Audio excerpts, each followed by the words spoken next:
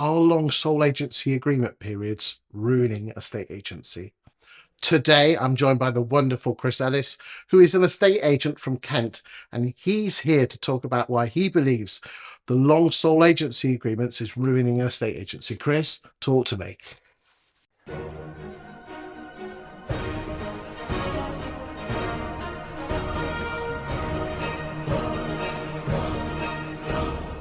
So this is a thing that when I came into the industry, we were doing 20-week agreements. And it never actually sat right with me until I actually took over the company.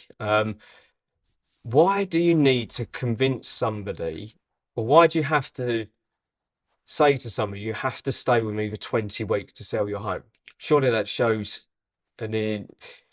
Well, if I'm investing all this time and effort, Chris, by taking all these photographs and uploading it to my CRM, then surely I deserve 20 weeks. And of course, I can always whack it on at a bit slightly higher price. Give me a bit of time to get the price down. Yeah, that's 100% what it is, isn't it? It's an inability to have a honest conversation with a seller, because ultimately there's so many people there that I've been out to where we've given an X figure, and then there's another agent gone out and gone, oh yeah, I can get you 30 grand more. Sign the 20-week agreement, and next thing you know, they're going to have to reduce later on down the line. It's a tactic I don't agree with.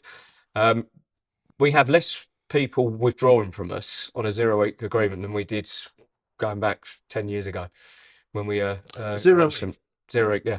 There's a 2-week notice period, sorry. Yeah. So basically 2 weeks. Yeah. We go with 2 weeks. But generally most people, the other thing is as well, when you're actually sending like a 12 or 16 weeks, you're giving them a reason to actually disinstruct you at that point. I heard that from Perry Powell, and it is exactly the point.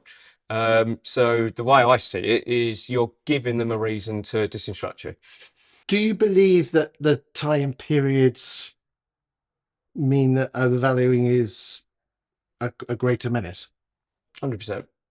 I think that's the only thing. As I said, that I had an agent from a corporate background that joined me a little while ago, and again, they were targeted on how much they can get a price adjusted. So you get paid on the listing. Yeah. They get paid on their KPI in terms of their market share, and then they get paid on the reduction. Yeah. It's no wonder we're fourth on the bottom of the table, were we, as a state agency? So again, I just feel it's the stats, and you'll know the data behind it, of putting it on too high and then reducing it over time is going to actually impact the seller later on down the line. Well, let's hit some stats. A property is 135% more likely to sell if it doesn't have a price reduction. Okay. Only 54% of houses that come onto the market actually end up selling. If a property sells within 25 days, it has a 19 out of 20 chance of actually getting through to exchange and completion. If a property takes more than 100 days to get a sale through, its chances of subsequently making exchange go down to 11 out of 20. And if a house takes more than 12 weeks to sell, it only has a 14.5% chance of actually selling. Yeah. So what are we in the industry for? Ourselves, aren't we? Yeah. Well, not all of us. Not all of us. Some of us aren't. And again, that's why I keep ranting on about.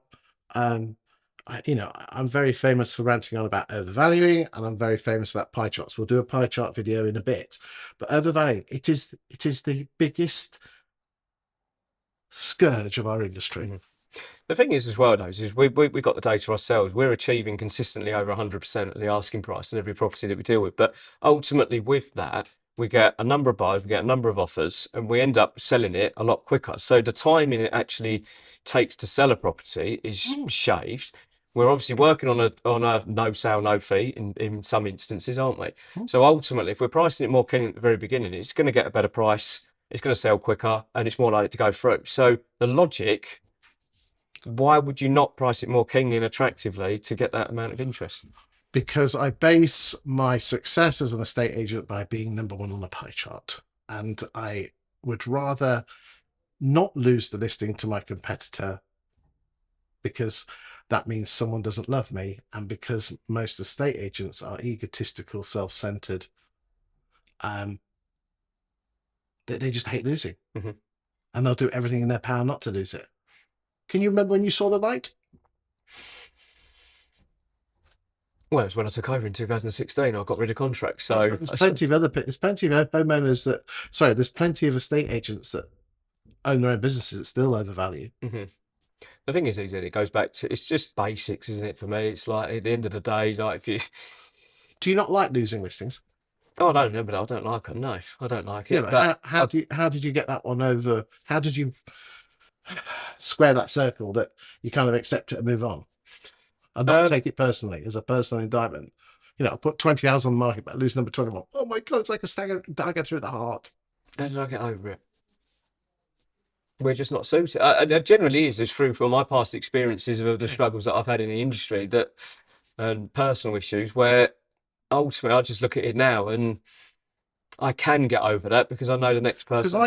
Yeah, it's interesting. Sorry, I came in a bit too quick. Sorry, please. That's right.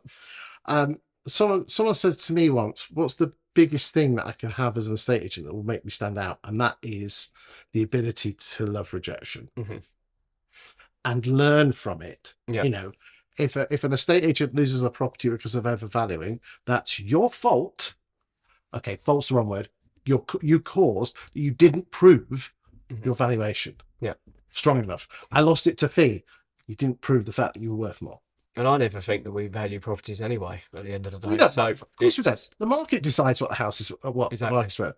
And all the reason then to price it slightly more keenly, because again, ultimately, it will find its level. That's why I say to homeowners, judge an estate agent on their ability of the price they can achieve, not by the price that they tell you they're going to achieve. Yeah, because most of them are achieving 90, 95% at Oh, best. don't need to go there. Thank you for your time today, Chris. Thank you.